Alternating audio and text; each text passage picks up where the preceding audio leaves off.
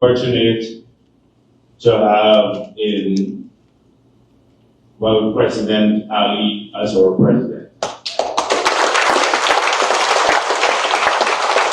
There is no other candidate in this race now who can so easily navigate very complex issues that are important for our country. You just have to listen to them. From some you get sloganeering, people-centered development.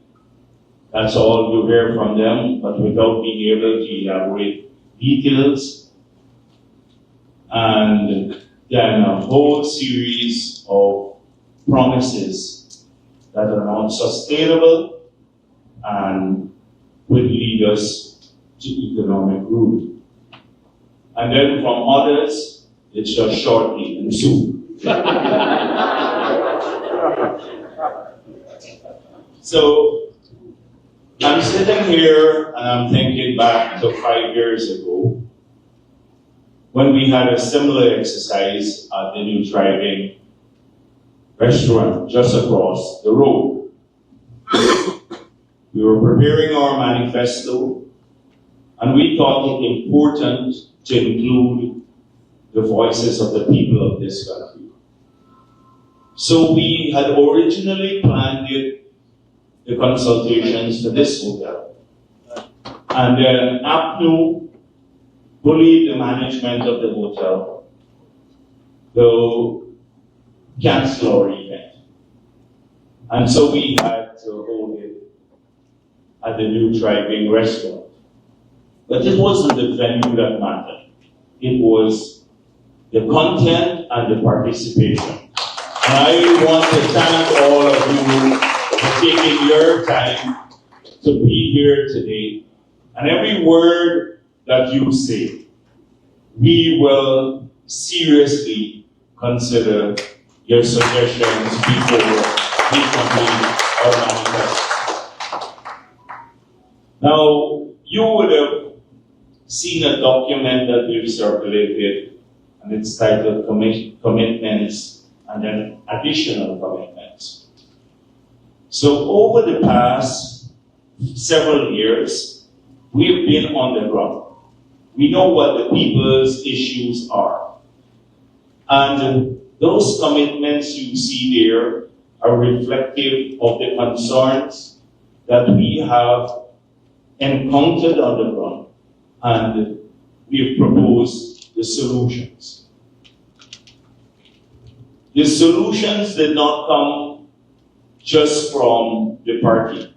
Came from a process that we started not just long ago, but more recently, when the party invited people through WhatsApp and a physical box at Freedom House to drop in their suggestions. I have with me a shortened version of all the suggestions we received.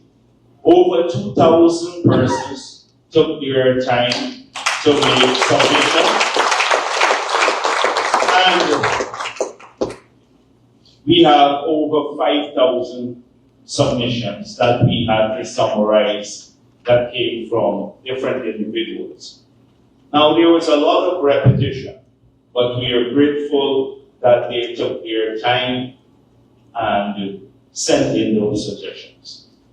So what we have here is we've invited more institutions to be here and different sectors of the economy, because we've had a widespread consultation through this means already.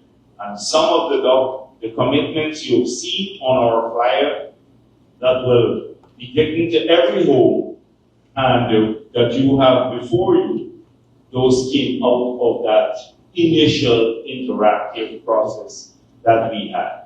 Today we are looking to elaborate on these and also to complete our manifesto, which will be launched sometime later this month.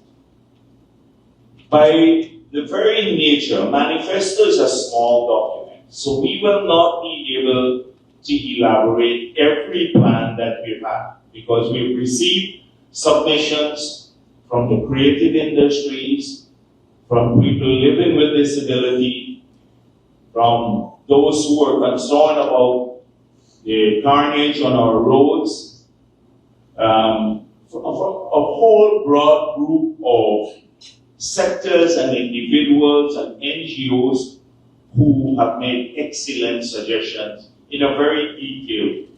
We can't include all of these in our manifesto. We will speak about the broad heads in the manifesto, key policies, but do not think for a moment that we will not take into consideration the details of your submissions later. Because we can, if we were to include that, we'll have a manifesto listed. And a very thin one, APNU doesn't even want to read that, much less a big one if we give it to them. So so if you don't see every idea that you have reflected, know that there is a commitment to addressing these and elaborating plans. Even if you were to go back to 2020 and our promises there, we focused in the many promises we made, which we've all fulfilled. We specified what those promises are. So when we said we will reverse the taxes, 200 plus taxes, which we did, and it cost us $50 billion, and put $50 billion back in the pockets of people who had to pay those taxes. And when we said we will introduce no new taxes in the 5 years in office, which we promised, which we kept, those were vital promises that had to be implemented if we were going to reboot the economy, which was already suffering malaise on the 5 years under APNU because of the adverse policies, not just taxes, but other adverse policies. So that was a crucial promise. A promise to, for example, do 50,000 house lots was because there was no housing program. But when we promised world-class health care, we just put a broad head there. We did not elaborate in great details. But when we got into office, we elaborated an entire plan. Although we had just put a broad promise there, we elaborated the entire plan that included 12 new hospitals, the rehabilitation of all the remaining hospitals, the training of large numbers of healthcare personnel, recruiting people from abroad, ensuring that we have drugs in the hospital and medical supplies in the hospital, which was absent under APNU, that we started doing tertiary care once again. I don't want to elaborate everything. So here too, you're going to see maybe in the digital industry, where we've had the detailed submissions from the creative industry, you would see support for or incentivizing content creation and then protecting content created locally. But we're not going to detail every suggestion here because that could happen later. So if you don't, you submitted a 10-page document, you can't get all of it in the manifesto, but there's a strong commitment to addressing the issue there. And you will see the most important things addressed here. So the president focused a lot on important, very substantive issues. And often, the framework, and he touched the framework. He mentioned the low carbon development strategy, and he mentioned some macroeconomic management. And sometimes these things are overlooked because in our environment, where the politics is focused often on personalities and not policies, people tend to look at, evaluate you on promises. They don't think sustainability, they don't think framework. For us in the People's Progressive Party, we've always taught framework. We launched one of the first low carbon development strategies in the world.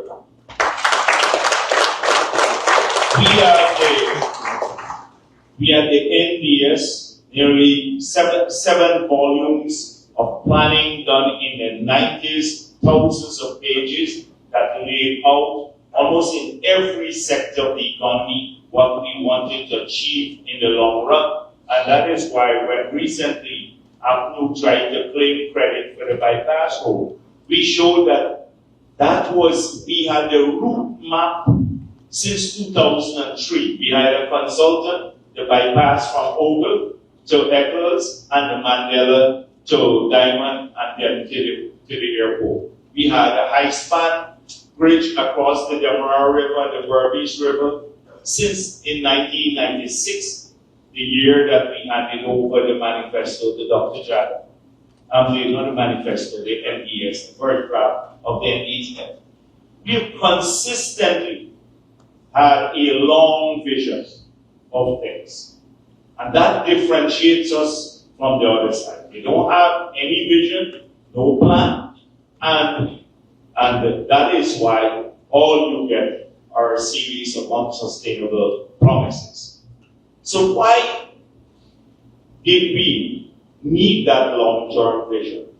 Because the country was insolvent in 1992. Imagine a government taking office which, according to Carl Greenidge's own words, was faced with the overhang, the debt overhang being 9 times the size of your economy, 913%, and having to use 153% of revenue to service debt. That was scheduled. When you got the write-off, the actual was 94%. That is the starting point. So, although we were planning to change the country, we had to address the macro issues first.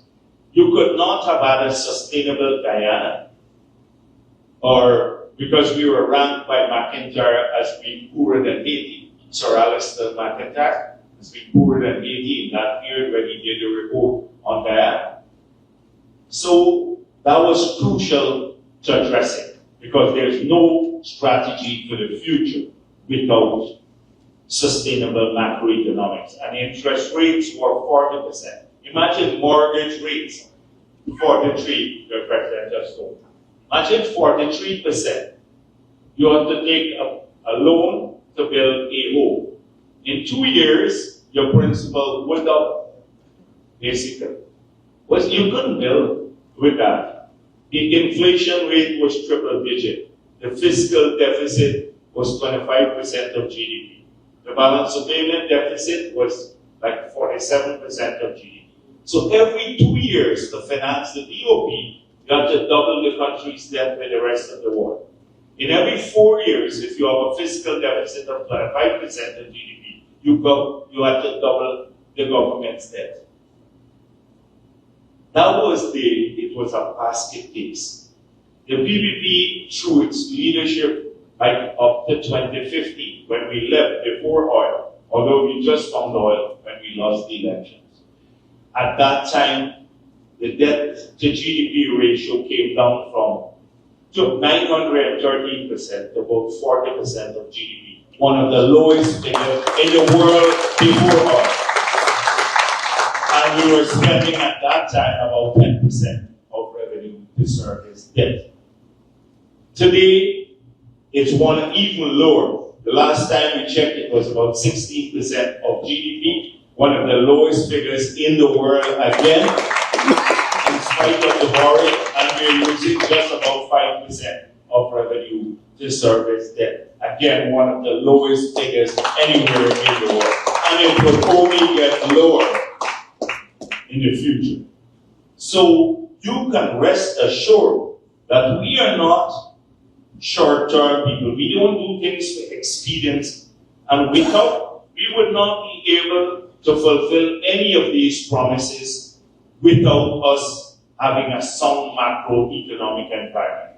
None of the promises can be fulfilled. Interest rates have come down. Look at where the private mortgage rates are. He's been a fierce campaigner for this since he was minister. Mortgage rates now lower than even in the US in some cases.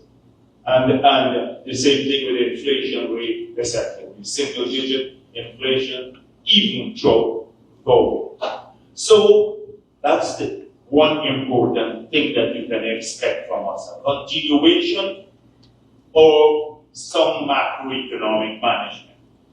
So what will happen, just sitting here writing, that our economy has changed a bit now.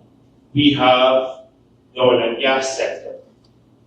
So the traditional management tools that we use have to be enhanced, because now we run the risk of having the Dutch disease because of the windfall revenue. So you need to be very careful and deliberate in how you manage this, because other countries have not done so. That is why they destroyed their economies, as the president said. Venezuela, others. They splurge, they change relative prices, they kill the other sectors of the economy by this change in relative prices because of the exchange rate policy when it appreciates. And then before you know it, your entire country is relying on revenue only from one sector.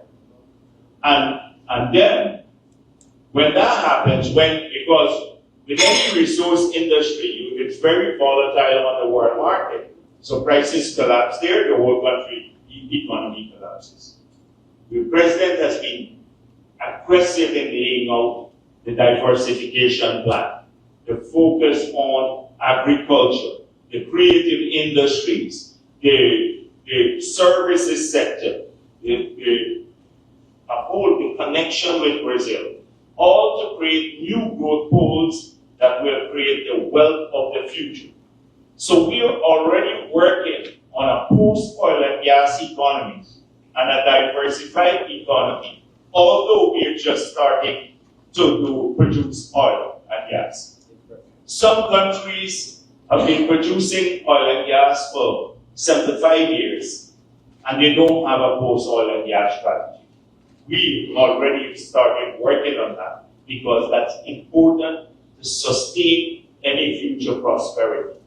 It's important so that the prosperity doesn't become periodic or ephemeral, it disappears one day, that it's sustained for generations to come.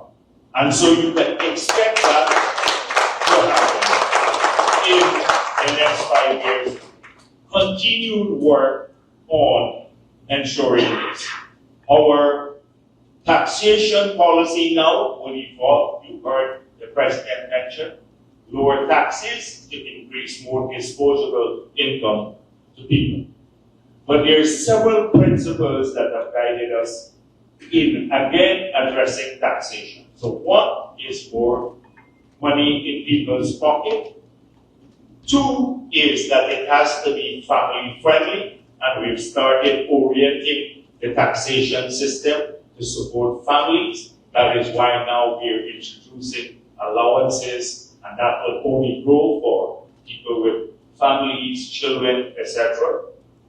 It has to incentivize economic activities. So the poultry industry, the fisheries industry, the miners would see a favorable taxation policy. The rice farmers, every industry would see that, because our taxation system was not penalized wealth creation. It was incentivized the manufacturing sector. That is what we focus on. Imagine they were putting taxes on pesticides, fertilizer, on equipment for miners, or if you were agriculture or a manufacturing industry, you bring in a factory, you have to pay a VAT. That is what, so the taxation system would evolve to do that. Then it would also evolve to reward hard work. If people put in more effort, they must keep more of their money. And that is why we are putting an allowance now for overtime, for second jobs, etc. So that is the principle that guides us. We're not working on the basis of one day waking up and waiting. We're underpinned by a vision, a set of principles. And these are the things that would guide our taxation policy in the future. Our borrowing policy, we don't borrow to eat. We borrow to invest in the future. It's either for capital formation in two sectors. In the economic sector, so roads, bridges, etc., that will create greater wealth or support the creation of greater wealth. And secondly, in social infrastructure. That's our schools and hospitals, etc. It is our hope that in the future, as we get more revenue, we'd have to borrow less to finance the program because the budget will be supported more from revenue.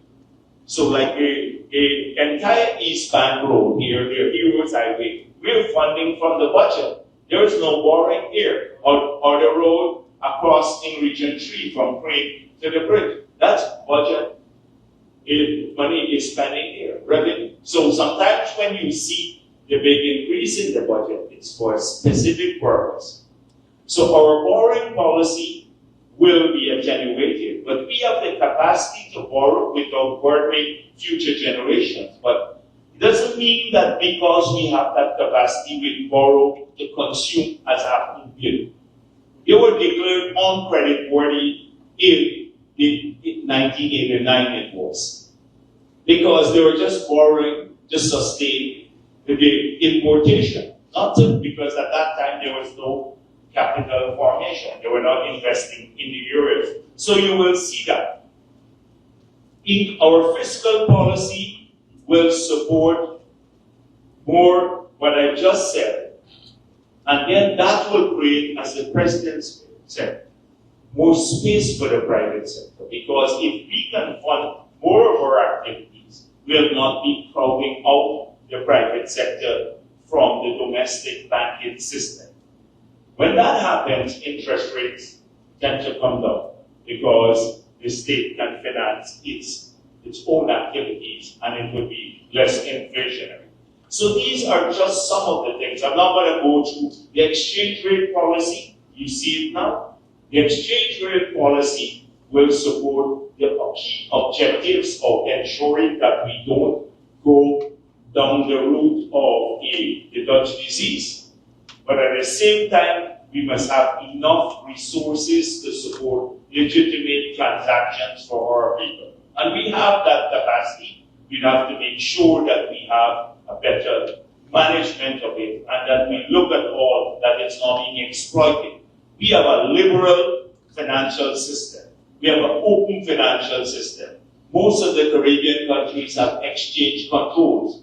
We don't have exchange control in Guyana. And some are now capitalizing on this to finance their economic activities. Now, some of that will happen, but we can't be funding a second country's economic activity. We want to keep our resources to fund our own growth and development here in Guyana. So that's how we exchange policy. So I was just looking at some of the things that the President just mentioned. So responsible management of the economy, that's one.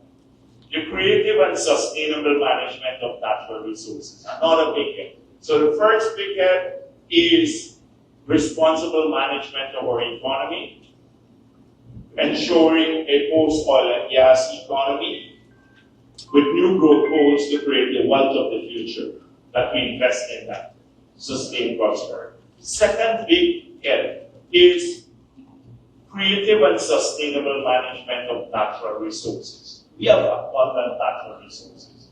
So we, from our, natural and other resources. our fisheries, but also our forests, our mines, everything. The whole management of natural resources.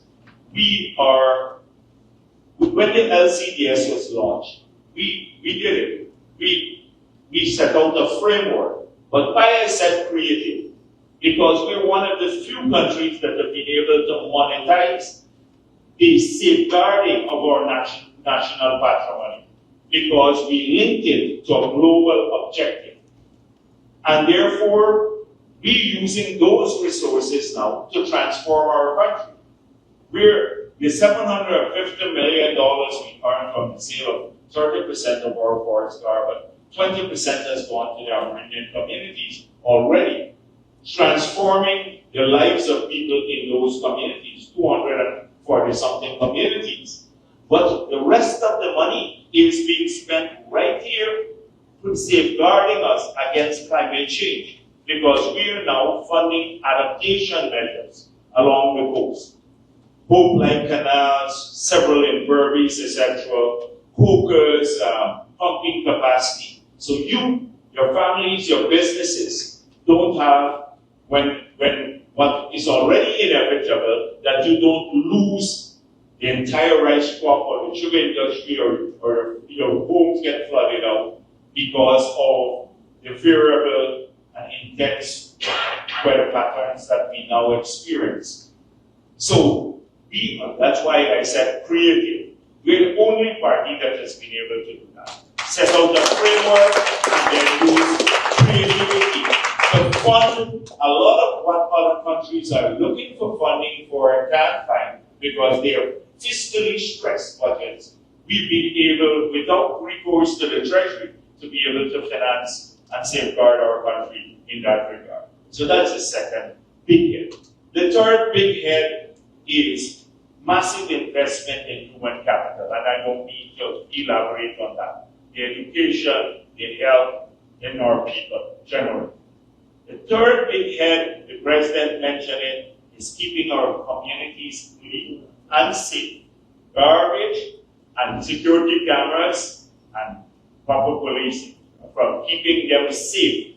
People not now worry that, when they go to work, someone is jumping into their home and stealing what they earn for all the time, and then keeping our borders intact. So major investment in security, both to keep our country's borders intact and then our communities safe.